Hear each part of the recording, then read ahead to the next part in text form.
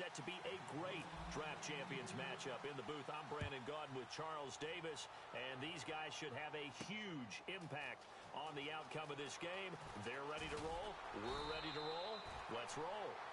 And in hindsight, probably should have stayed where he was, as he'll only get back to the 16-yard line.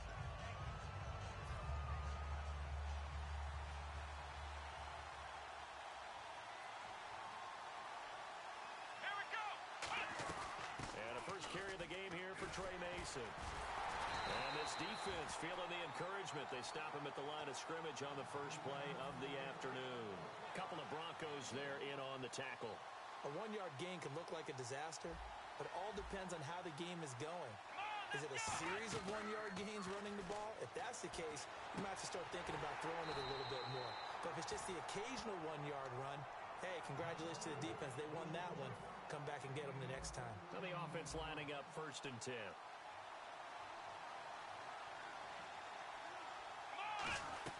They'll run it now out of the gun. And he'll get this up to about the 40. A nice run there, 9 yards, and it'll be 2nd down. Some runs are blocked so well, you almost forget that someone has to carry the ball to gain the yardage. The leverage by the offensive line to create space up front, really well done.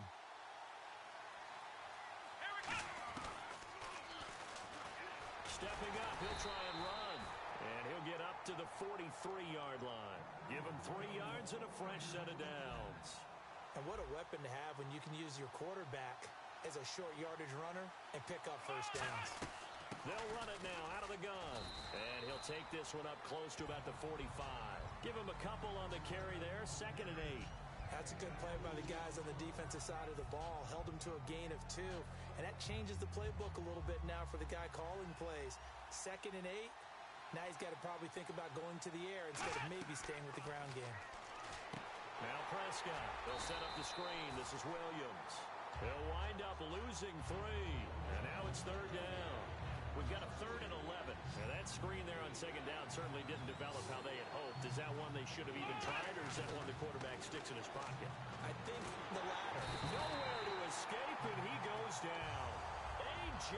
Hawk coming in to drop him for a loss of 8, and it'll be 4th down. So on 4th down, on is the punter, Pat O'Donnell, to kick it away.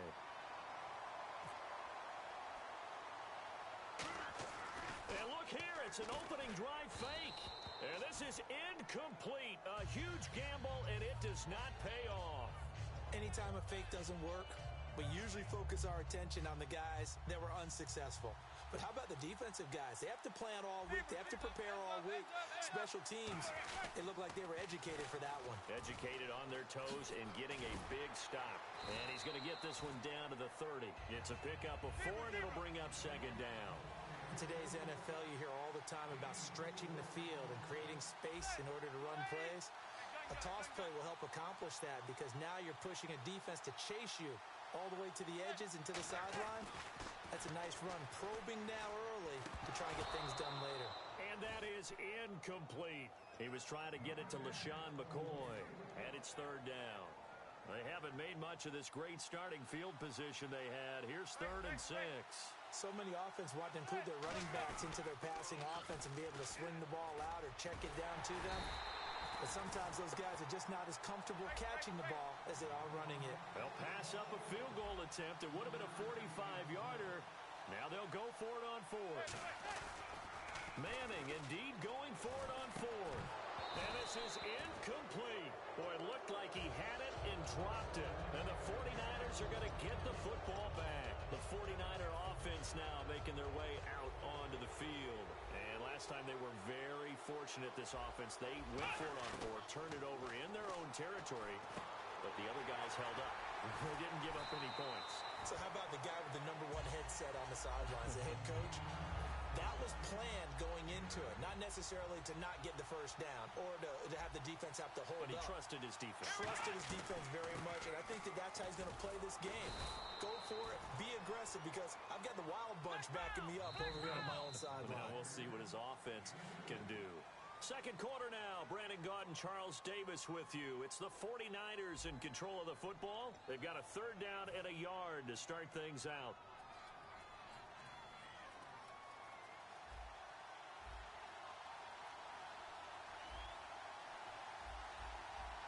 They come out with one back and three tight ends. Now they run. It's Mason. He needed a yard. That's what he got, and it's going to earn him a new set of downs. Everyone understood their role on that play. 3rd and 1. You know, the defensive guys, they're trying to get down and get low and get leverage on the offensive lineman, but they didn't allow that to happen. They created a crease and allowed him to get through for a first down. Even in today's NFL, when we think of the tight end position now as really a glorified wide receiver, we're still asking a lot of those guys. They have to block as well, and every now and then, they don't come down with the football. Mason on the taunts. It's a loss of 2, now 3rd down. There's another example of why they haven't scored any points so far. I think it's time to abandon the run game, spread things out, and go to the air. It certainly can't be any worse than what they've done so far. So now 3rd and 12 with an extra defender here in the secondary. A nickel look, eluding the pressure right. He may try and run for this. And he will have the first down as he's brought down up near midfield. Man, defensively, that hurts. They got him out of his rhythm. They had him hemmed in, but somehow he was able to tuck it away and get away for a gain. Let's go. Now a play fake here on first down. He gets it into the hands of Larry Fitzgerald. A really nice pickup of 14 yards, and it moves the sticks. And when an offense is doing a nice job selling the play-action pass, a lot of responsibility shifts to the linebackers. They're the ones that have to determine run or pass and get to the proper places on the field. Escaping the pressure right. And no escaping this time as he'll go down. They got him for a sack. But Brandon, sometimes I think when we watch games, we're actually watching a living museum because we're seeing the evolution of positions almost with each passing game. How about defensive ends nowadays and the way that they can run almost all the way across the field? It is unbelievable, isn't it? I mean, they're so strong, but they're so lean. They can move so quick with those bodies. It's almost unfair. You're supposed to be able to know where a defensive end is supposed to be on every play. These guys flash so quickly, you're not sure where they're going to end up. Here's Prescott. Caught left side. It's Barnage. And he'll be brought down at the 27-yard line. The field goal unit's going to stay put on the sideline. They're going to go on 4th down here. The 49ers are going to turn over to the special teams crew. The field goal unit is out there now. This from 44 yards out. Left hash. I don't think this will even... Nope, it doesn't even get there. Well short. A minute 58 to go in this first half of play. We'll come back to Miami after this.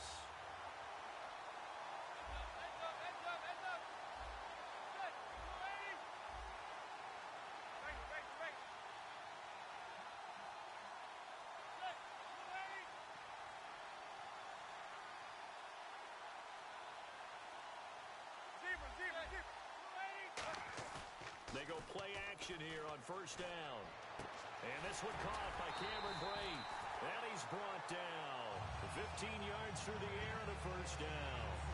Almost not fair. The big guy running the corner route, being able to lean and push and get to where he wants. So how do you stop it? A lot of times you want to have a linebacker on him, a bigger body guy who can handle him physically. But a lot of times that doesn't work as well because his quickness often wins the route. From midfield, here's Manning. And the hook up here with Jalen Strong complete. And he goes down, but not before getting this inside the 25. That crossing route is so effective when you hit it just right because you get a guy on the move, and then we see the end result there. Nightmare for the defense. They got a guy with a full head of steam. Not only does he catch it, but he picks up additional yardage after it. They'll set up the screen to McCoy. And he's able to get it to the edge of the red zone at the 20-yard line. Call it a 3-yard gain, and that'll make this a second down. And they're going to hurry back to the line now. Now Manning again. Now they go screen. It's complete. And he's brought down. It's a nice pickup of 12 yards, and it gives him a first and goal. They completed the screen, but one of the things you worry about is can the quarterback get rid of the ball before he's actually tackled? So your offensive linemen have to hold up the rushers a little bit because you want to make sure you keep your guy's jersey clean throughout the game. He rifles one. There he goes, Brandon Marshall. And how about this? It's the other Brandon Marshall that picks it off. Past the 20. And into the end zone, a pick six for the 49er D as they score the touchdown. Short throw pick six right there, those linebackers. They love when those short throws come and those eyes get real wide, don't they? How about the anticipation on the play? Reading, reacting, and then the ability to catch the football and take it in the opposite direction. Boy, I guess they're going to keep trying to put the pedal to the metal here. They're going to try an onside kick.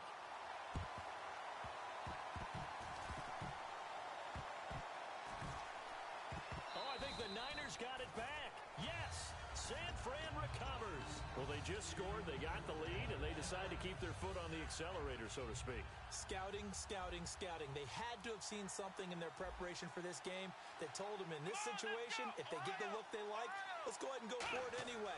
They like being bold. Now Prescott, he sets to fire deep. And that one falls incomplete. Looked like he might have had position there, but he couldn't hold on to it at second down. Second down now after the incompletion. They come out with one back and three tight ends. Finding time. He's going to take another shot here. A battle for it, and it's intercepted. A great read, and it's picked off. And his guys have got it back at the closing stages of the first half. And Denver getting set to take the field. And the ball backed way up, so thinking with this amount of time on the clock, probably just sit on it, and we'll see these two teams go to the lockers. Yeah, I don't think you want to overthink it in this situation, either side of the ball. Just go ahead and finish up the half and get on out and talk about it. They'll start on the ground with McCoy. That's strong running. And he's brought down. Now hold everything here. We're going to get a timeout by the offense. So as they take it over, we step aside. And unless this is a quick incompletion, this is likely the last play here of this first half. One final try now for Manning. They'll roll him out right. And he takes a shot on the release as this will be incomplete. So we've reached halftime here in a low-scoring affair. 6-0 is our score. As we check in with Larry Ridley in Orlando, he's standing by with our EA Sports halftime report. Larry, both teams appear ready for the fight ahead, and we resume action here in quarter number 3. That'll be taken in the end zone. And he'll take it back to about the 19-yard line.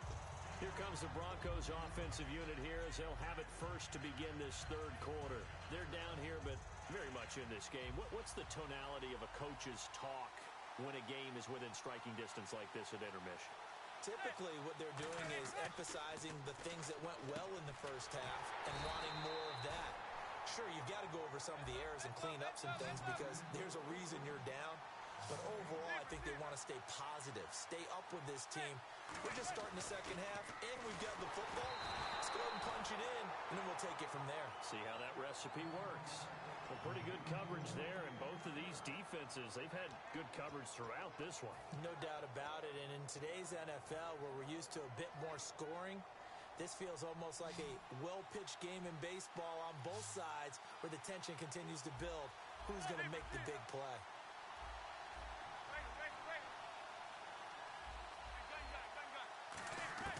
Throwing is Manning on third down. He's got the completion to Strong. And he's going to have the first down at about the 38. They call it a gain of 19, and it moves the chains. They're going to hurry back to the line now.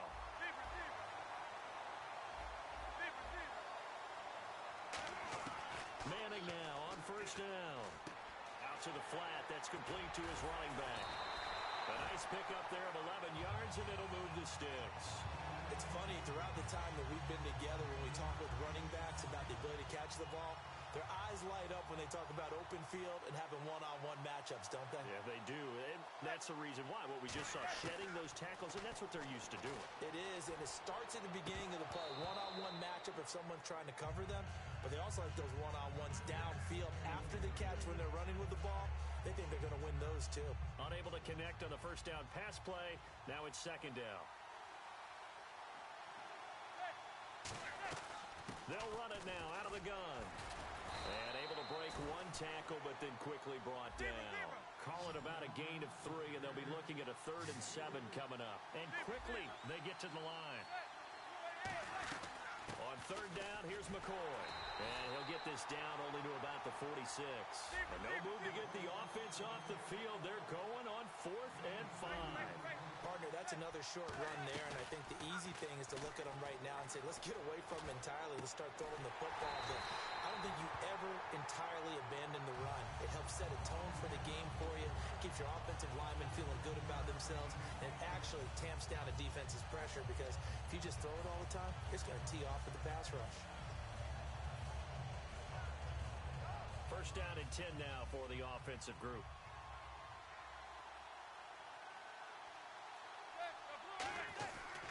Now McCoy.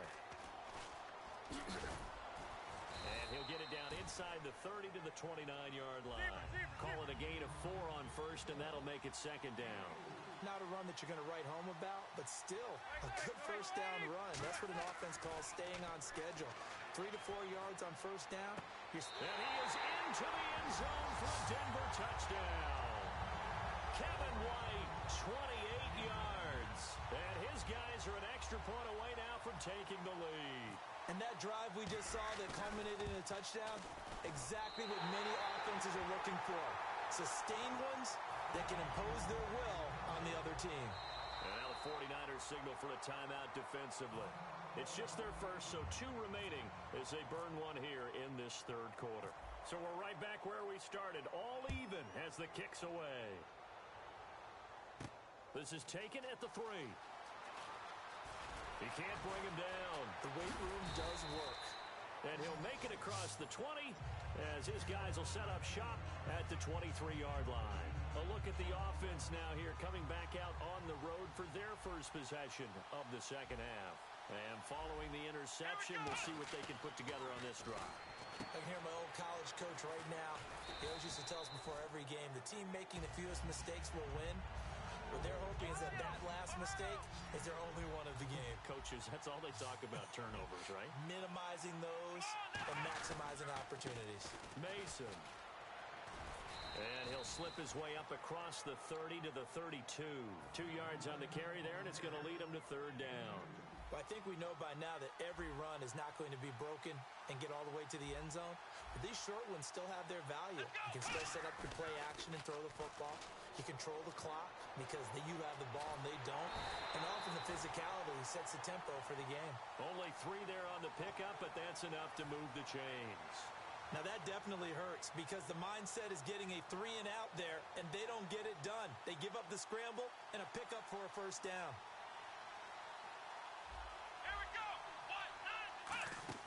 They go play action here on 1st down. Steps away. Sideline throw, it's complete. And a nice job there of keeping the toes in bounds.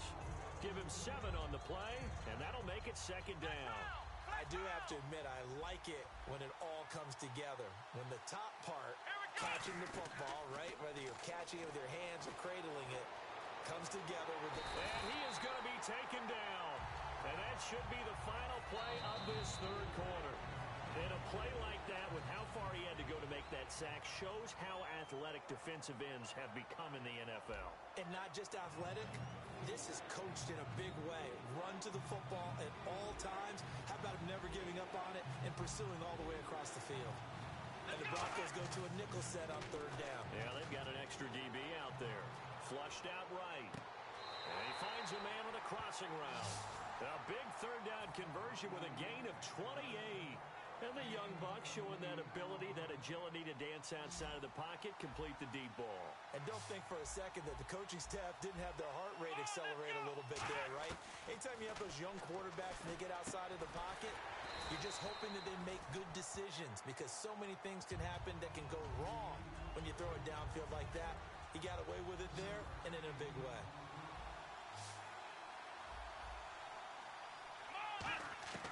Here's Prescott. Flush to his right. And no escaping this time as he'll go down. They got him for a sack. A.J. Hawk in there to get him his 2nd sack now of the afternoon. On 3rd down, he'll drop to throw. Muscles him off. Oh, a scrap for the football, and he's going to come down with it. 4 yards on the pickup, and that'll bring up 4th down. Receivers love having the reputation of being go-to guys on 3rd down, and he was fighting like he really wanted to have that rep. Now whistles come in. We're going to get a timeout here by the offense. That's going to leave them with just 1 remaining here in this 4th quarter. So now one of the biggest kicks of the night is forthcoming. This to break our 4th quarter tie. And Brown able to put it through. And they take the lead here as it's now 9-6. So the drive here ends with a field goal, and that does give them the lead, but this one is still a long ways from over.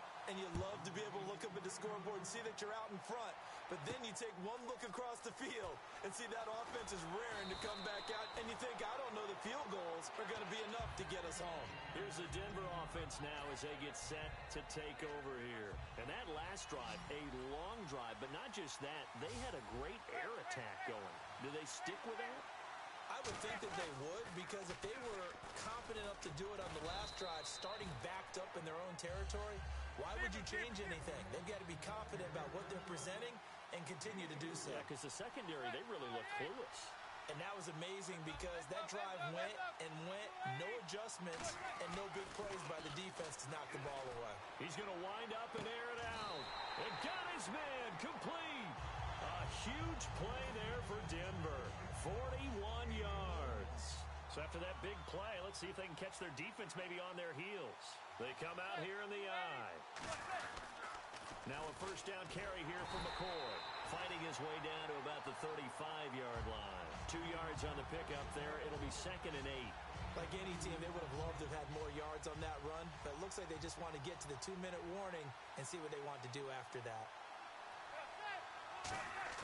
Now Manning throwing on 2nd down. On the move to his left. And he's got room. Time for a break. We'll come back for the electrifying conclusion after this.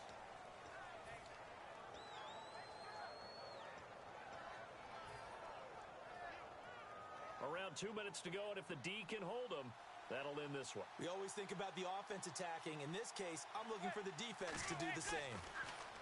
He's back to throw. He finds Coleman. And he gets this down to the 18. Good enough for a 1st down. A good gain of 14 there, and it moves the chains.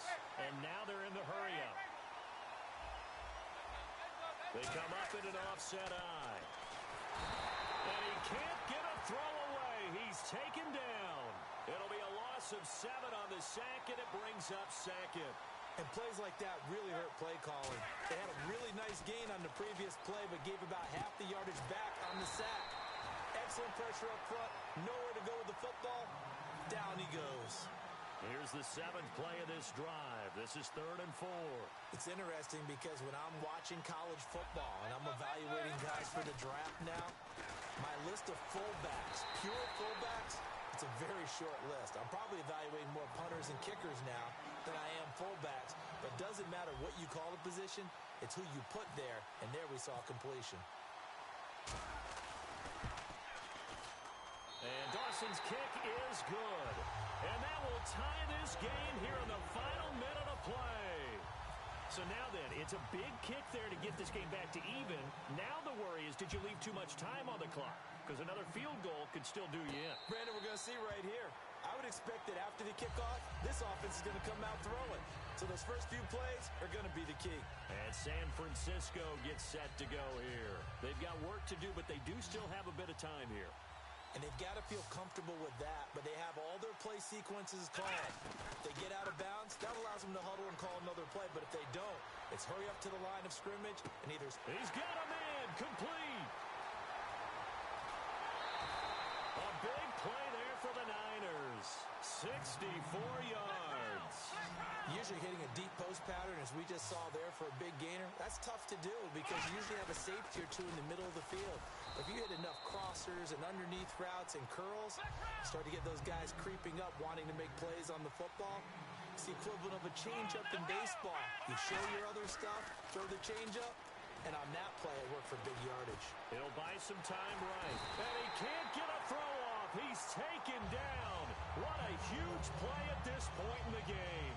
They've been moving the ball well offensively, really getting into a groove. Last play, pass completion. Now, finally, the defense gets there. And you have to find a way to disrupt their rhythm. Do you do it with coverage, or do you do it with pressure? They elected to go with pressure, and it was the right call. Now hold everything here. We're going to get a timeout by the offense. That'll be their third and final stoppage here as we step aside. And the 13-year man puts it through, and the sideline celebrates as they have taken the lead in the final minute.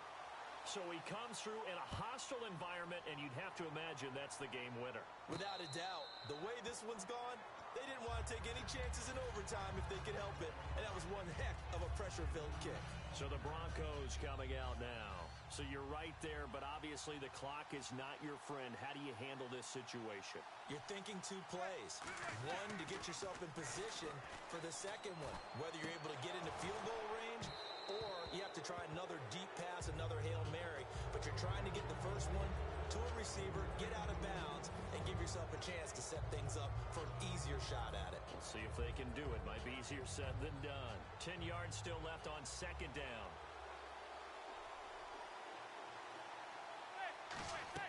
Back to throw. He'll set up the screen to McCoy. And he'll get this up to the 4 right about there, and that's about it. Now whistles come in. We're going to get a timeout here by the offense. And as the two teams talk it over on their respective sidelines, we take a break.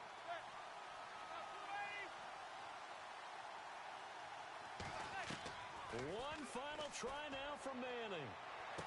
Well, this is taken in. It's complete. The 30. 10. 5. And he's in. Are you kidding me? How do you give that up? One of the most improbable ways to finish a game. And they do win it on the final play. I think it'd be real easy here to focus on maybe a defensive breakdown with that type of a play in this situation. But let's give a little bit of credit here. That type of play is clutch. Boy, it was clutch, but to turn it back to the defense, how crushing is that? You think you've got this thing won, and in the last moments, almost literally, you lose it.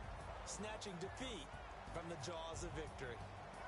Brandon, normally we see these exciting finishes off the foot of a field goal kicker. Instead, they put it in the end zone to cap the victory. And when you and I do a game every week, we talk about, man, we hope this is a good game. We got a treat today.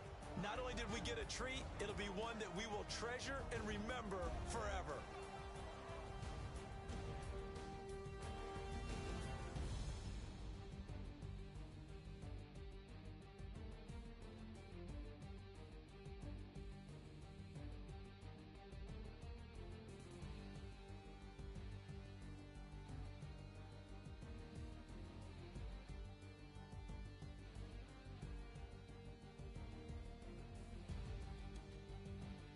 So that'll do it for us. For Charles Davis and all our crew, I'm Brandon Gaudin. You've been watching the NFL on EA Sports. And with that, we sign off from Miami.